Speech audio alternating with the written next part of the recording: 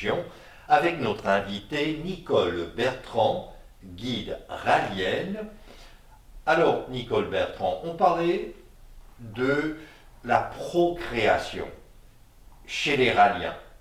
Souvent, dans les religions monothéistes, d'autres mouvements religieux, la raison d'être de la sexualité, c'est la procréation. Quel est le but de la sexualité chez les ralliens? Est-ce que c'est la procréation? Pourquoi faire la sexualité chez les ralliens? Les Elohim nous ont créés capables de procréer grâce à la sexualité, oui. Pour les Raéliens qui choisissent d'avoir des enfants, ils peuvent décider que leur sexualité ne sera utilisée que pour faire des bébés. C'est leur choix, c'est leur liberté. Maintenant, j'en connais pas. Mais c'est leur choix. Ça pourrait exister que des Raéliens décident on va faire un bébé et on ne fera jamais l'amour sans avoir l'intention de procréer. C'est leur liberté. Je connais par contre des Raéliens qui ont, comme la plupart des gens, pas envie d'avoir des bébés, mais pas en tout cas à chaque année, et qui, comme la majorité des gens dans notre société maintenant, qui ont une sexualité destinée à leur épanouissement personnel. Si c'est agréable d'avoir de la sexualité, c'est parce que les Elohim ont fait en sorte que ce soit agréable. Ils nous ont créés avec un centre du plaisir dans le cerveau. D'ailleurs, chaque fois qu'on ressent du plaisir avec nos sens, que ce soit par le toucher, par l'ouïe, l'odorat, les caresses, la sexualité, les fibres nerveuses sont connectées au centre du plaisir dans le cerveau. Donc, ce n'est pas la vulve ou le pénis qui ressent le plaisir, c'est le cerveau lui-même. C'est là que ça se passe. C'est neurologique. Tout à fait. Donc, si on a été créé avec un centre du plaisir, et c'est vrai pour les déistes aussi, ceux qui pensent que c'est un Dieu qui les a créés, capables de plaisir, nous on dit que c'est les Elohim qui nous ont créés avec le centre du plaisir, bien, c'est parce que c'est fait pour que ça fonctionne. Donc, l'épanouissement sexuel, l'égalité sexuelle, le respect du développement des individus et de leur attirance sexuelle, temporaire ou permanente, toute la gamme est permise, que les gens aiment les gens du même sexe ou du sexe opposé, ou de temps en temps le même sexe, ou de temps en temps du sexe opposé, homosexuel, hétérosexuel, bisexuel, dans toute la panoplie des options, c'est naturel, avec une condition, c'est que ce soit fait dans le respect de la personne, donc entre adultes consentants. Puis quand on dit adulte, ben, ça varie selon les pays, l'âge adulte pour la sexualité. Donc, l'invitation, c'est épanouissez-vous, mais soyez responsables. Si vous ne voulez pas faire d'enfants, utilisez la contraception. Et soyez aussi respectueux des goûts des personnes, de la ou des différentes personnes avec lesquelles vous allez partager votre sexualité tout au long de votre vie. Une autre notion très importante dans l'enseignement des Elohim, c'est que aucun être humain ne peut posséder un autre être humain. Donc, un contrat de mariage, c'est comme on prend possession l'un de l'autre. C'est un engagement. Il y a des gens qui aiment ça comme ça les sécurise, mais en même temps, pour moi, c'est une utopie. C'est d'ailleurs pourquoi, en fait, je n'ai pas le démontré, combien il y a de divorces. C'est parce qu'on ne peut pas posséder quelqu'un, c'est impossible, c'est une illusion. Ça fonctionnait peut-être dans les générations passées où les gens mouraient beaucoup plus jeunes. Ils s'aimaient jusqu'à ce que l'un des deux meure. Mais maintenant, avec la longévité, les gens se disent, on va habiter ensemble, on va former un couple, on va avoir des enfants ensemble pour le temps qu'on va être heureux ensemble. Donc, les Raéliens aussi forment des couples, mais sans signer un contrat de mariage pour le meilleur et pour le pire jusqu'à ce que la mort nous emporte ou quelque chose du genre. On sait d'avance que le fait d'avoir signé un contrat ça enlève la liberté d'aimer. Alors, le but de la sexualité chez les Raliens, c'est le plaisir C'est le plaisir. Mais pur ça, et simple. mais ça n'exclut pas le plaisir de procréer. Ça englobe le plaisir de procréer. Alors, vous avez employé le mot l'épanouissement. Mhm. Quel est pour vous le rapport dans la sexualité entre plaisir et l'épanouissement?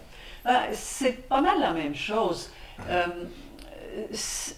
Quelle que soit l'attirance sexuelle d'un être humain, raélien ou pas, si cette personne est vraiment avec le type de personne qui les attire, qui les allume sexuellement,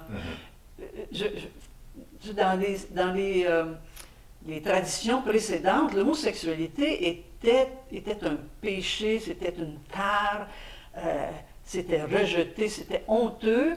Alors, il y a des hommes hétérosexuels qui se forçaient à aller avec des femmes pour essayer d'être intégrés dans la société, et l'inverse. Donc, ils avaient de la sexualité, mais ce n'était pas le plein épanouissement parce qu'ils se sentaient contraints d'essayer d'être normaux pour être acceptés socialement. Alors que pour nous, ni l'hétérosexualité n'est anormale, ni l'homosexualité n'est anormale. Alors, toute expression sexuelle, peu importe l'orientation, est valable et vous allez valoriser tout plaisir sexuel, tout épanouissement sexuel. Entre adultes consentants, dans D'accord. le respect et la responsabilité qui vient avec la sexualité. Et- Ce sont les restrictions. Soyons responsables de ne pas procréer quand c'est pas ce qu'on veut. Soyons responsables de ne pas transmettre des maladies si on en a. Prenons nos précautions. Donc, c'est la responsabilité de l'acte sexuel, mais sans exclusion d'attirance pour des gens du même sexe ou du sexe opposé. Donc, vis-à-vis de la communauté LGBTQ ou encore transgenre, quelle est la vie du mouvement ralien? Il y a une acceptance totale de toutes les attirances, même au niveau des guides, donc les plus hauts responsables du mouvement ralien. Il y a des guides hétérosexuels, il y a des guides homosexuels, et il y a eu une guide transgendre, une des premières au Québec, qui est maintenant décédée. Mais donc, c'est une acceptance totale de toutes les attirances. Il y a toute une panoplie. Puis le problème de notre société, c'est qu'on essaie de diviser puis de mettre dans des tiroirs. Les hommes doivent être attirés par les femmes, puis tout le reste, c'est pas normal. Alors, Mais c'est pas vrai, c'est pas ça. Vous minez complètement l'approche binaire. Pour nous, c'est pas binaire. Il y a quelque chose de binaire, oui. Je suis né avec des chromosomes qui font que je suis une femme. Vous êtes né avec des chromosomes qui font que vous êtes un mâle. OK? Femelle, mâle. On ne peut pas nier ça, c'est la génétique. Elle est là. Mais une fois qu'on a reçu ce bagage-là, ça c'est lors de la fécondation là, que c'est arrivé. Mais la fécondation, puis les 60 ans, 70 ans, 80 ans d'une vie, il y a des choses qui peuvent se passer dans la vie. Et, regarde, on fait avec les chromosomes qu'on a. On ne peut pas nier d'être né avec XY ou YY. Mais Nicole Bertrand, Le reste, c'est la vie.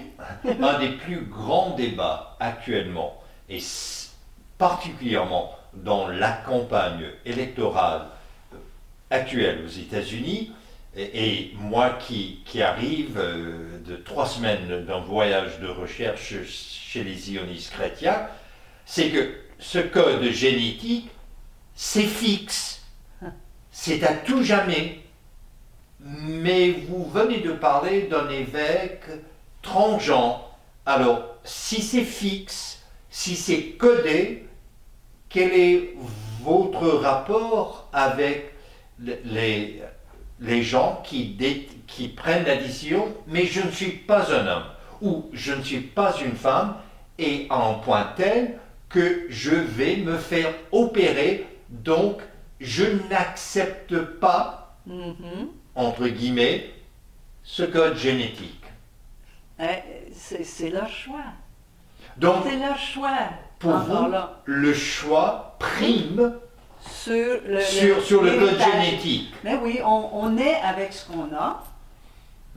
Maintenant, il y a des gens, il y a des hommes génétiques qui se sentent comme une femme. À l'intérieur d'eux-mêmes, ils se voient toujours au féminin. C'est-à-dire que l'alignement génétique, chromosomique, n'est comme pas de pair avec l'alignement psychologique, si on veut juste prendre ça. Donc, un homme qui vit dans un corps d'homme, qui s'habille en homme, mais qui dit, moi, je me sens comme une femme. Je veux vivre ma vie comme une femme pour m'épanouir. Mais vas-y, qu'est-ce qui t'en empêche? Donc, c'est ton choix, c'est ton épanouissement. Alors, fais ce qu'il faut si tu es bien sûr de ton coup. Là où on peut peut-être mettre un bémol, c'est quand ça se fait très jeune. Il y a peut-être une question de maturité. Je pense qu'il ne faut pas passer au bistouri trop jeune parce qu'il y a un risque de se dire finalement j'aurais pas dû ou c'était juste une phase dans ma découverte de moi-même. Donc là, il y a peut-être un bémol à passer. Alors, je donne un exemple. Moi qui est américain du Texas, il y avait un grand athlète qui, ici même, à Montréal, a gagné des médailles lors des Olympiques. Il s'agit de Bruce Jenner, qui était un des plus grands champions, un des plus grands athlètes masculins dans l'histoire des Olympiques de la part des États-Unis, qui maintenant est Caitlyn Jenner. Aux yeux du mouvement rallien, c'est parfait. Ben oui, c'est ce qu'il veut. C'est ce qu'il veut, il l'assume, il se sent comme ça. Et il a vécu son trip d'être athlète mâle. Puis maintenant, elle souhaite exprimer une autre partie de sa personne. Mais c'est sa vie. Vivre et laisser vivre. À qui ça fait du mal? Ça fait du mal à juste ceux qui ne sont pas capables de respecter que d'autres êtres humains choisissent de vivre leur vie différemment. Si tu veux vivre différemment, vas-y, fais comme lui ou comme elle. Mais comme chaque personne qui n'est pas capable d'assumer sa différence voudrait empêcher les autres d'assumer leur différence. C'est là qu'est le problème. C'est pourquoi je répète, vis pleinement, vis ta différence, puis celle des autres ne te dérangera pas. Et à ce moment-là, tout le monde est heureux dans la différence. On est unis par le fait qu'on est humain. Ce qui définit un être humain, ce n'est pas la couleur de ses ongles. Ce n'est pas s'il a des petits mamelons ou des gros mamelons. C'est pas ce qui est entre nos jambes. L'être humain est beaucoup plus que son genre humain, que ses chromosomes sexuels. Alors là, Nicole Bertrand, je vais aller droit au but. J'ai déjà réalisé avec un rallien un clip vidéo et j'ai reçu beaucoup de commentaires sur la sexualité chez les ralliens et à quel point il y avait de l'abus particulièrement des femmes. En tant que spécialiste en sciences des religions, je suis très conscient que ça existe des caricatures, ça existe des stéréotypes, ça existe une image médiatique des ralliens, des ralliennes. On me parlait d'esclaves sexuels, des femmes esclaves sexuelles, et particulièrement de Raël lui-même. Vous répondez comment? Vous, femme, vous, rallienne, vous, guide, vous, évêque. Je réponds que c'est complètement faux. Complètement faux, c'est du fantasme populaire. Je ne sais pas d'où ils sont allés chercher ça, mais je vais tenter une explication. Quand nous, Raéliens, prônons la liberté sexuelle, il y a des feux d'artifice qui arrivent dans la tête des gens qui n'ont pas leur liberté sexuelle. L'imaginaire des gens qui n'ont pas vécu leur propre liberté sexuelle est débordant et distorsionné à un point qui peut les amener à inventer des conneries comme celle-là. Je m'excuse, là, j'appelle ça des conneries. C'est de la projection. Si quelqu'un dit, moi j'ai toujours été frustré sexuellement, mais si j'avais ma liberté, j'en ferais des choses, puis la liste est longue.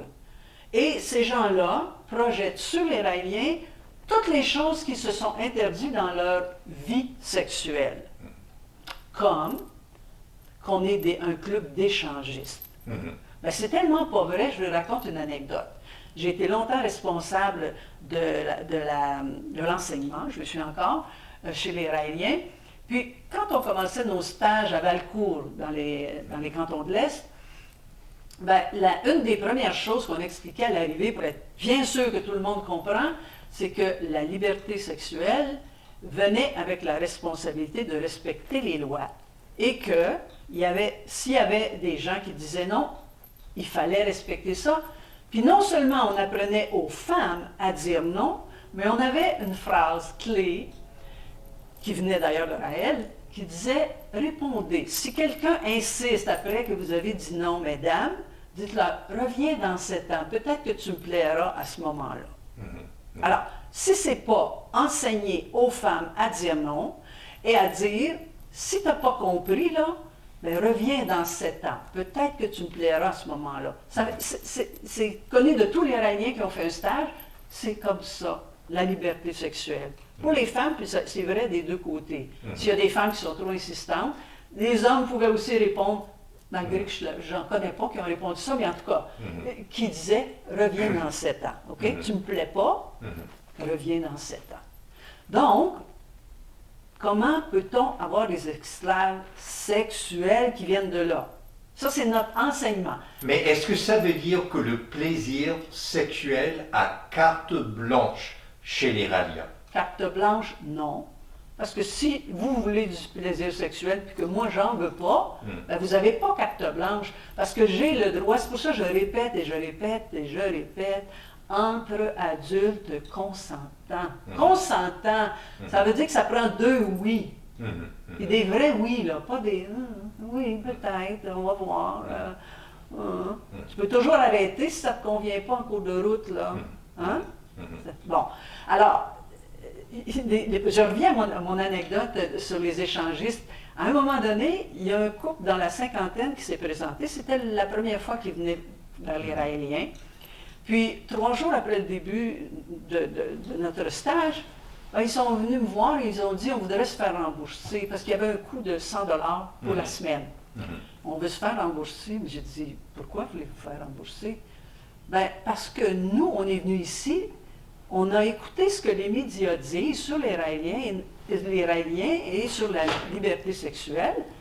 Puis on s'attendait à ce qu'il y ait des parties à tous les soirs où on serait invité, puis qu'on pourrait faire de l'échangisme. Puis il n'y a rien de ça qui se passe, on veut se faire rembourser. Moi, je l'ai trouvé pas mal bonne. Merci, les médias. Hein? Regarde, c'est comme ça. Alors pour vous, on les a remboursés. Le mouvement raélien n'est pas libertin et j'irai même plus loin, Nicole Bertrand, et puisque j'ai reçu beaucoup de retours suite à une entrevue, vous n'avez jamais vécu ni même vu de la débauche sexuelle chez les Raéliens. La débauche sexuelle, j'en ai jamais vu. Ce que les gens font dans leur chambre à coucher, ça ne me regarde pas. Qu'est-ce que vous appelez de la débauche? Ce que vous n'oseriez pas faire? Les goûts des autres dans la sexualité? Ça ne me regarde pas. Bon, pour les gens qui sont habitués à la position du missionnaire, la position inverse, c'est de la débauche. C'est très relatif, c'est subjectif. Alors, les fantaisies sexuelles des Raéliens sont probablement similaires à celles des non-Raéliens. Moi, je ne vois pas de différence, il n'y a pas de raison. Mhm. Mais ça ne me regarde pas et ça ne regarde personne ce qu'un couple fait dans leur vie privée, entre adultes consentants. Mhm. Ça ne les regarde pas. Et pour compléter votre question, ben, il n'y a pas d'esclavage sexuel. Une femme qui ne veut pas être en relation avec un homme, elle dit non. Mhm. C'est notre enseignement. Maintenant, si elle n'est pas capable de dire non, on peut l'aider. J'en ai aidé des femmes qui disaient, je ne sais pas comment dire non, j'ai peur de le blesser, il est très sympathique, mais c'est pas mon genre. Ben, j'ai dit, tu peux lui dire que tu le trouves sympathique, mais que c'est pas ton genre. Mhm. Ça lui enlève rien. Tu n'es pas obligé d'être attiré par tous les hommes qui sont attirés par toi. Mhm. Apprends à dire non, fais-le gentiment. Tu n'es pas obligé d'être méchante. Mhm. Tu peux le faire gentiment. Puis s'il ne comprend pas, ben dis-lui, reviens dans 7 ans. Mhm. Puis là, idéalement, il va comprendre. Nicole Bertrand, merci à vous. Mesdames, Messieurs, vous êtes sur la chaîne Radio Infocité. Je suis le professeur Normand Cornette, spécialiste en sciences des religions.